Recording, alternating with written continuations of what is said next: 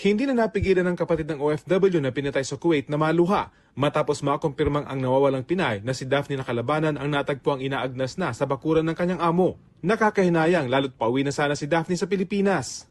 Tinatanong namin siya kailan talaga ang uwi niya. Sabi niya, basta i-surprise ko kayo sa December.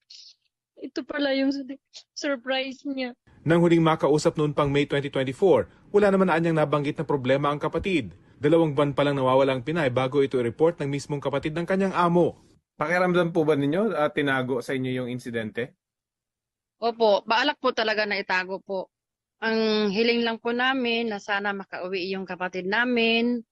Tapos mabigyan po ng hustisya kung ano ang talagang nangyari po sa kanya. Bakit ganun po ang ginawa sa kanya? Yung kapatid mismo ng suspect, sinabi ng polis, investigate ng polis, nakita ng polis sa bahay, yung bangkay, advanced state of decomposition, 2 buwan na.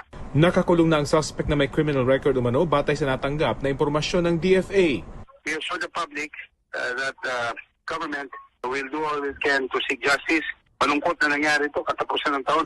Rafi Tima nagbabalita para sa GMA Integrated News.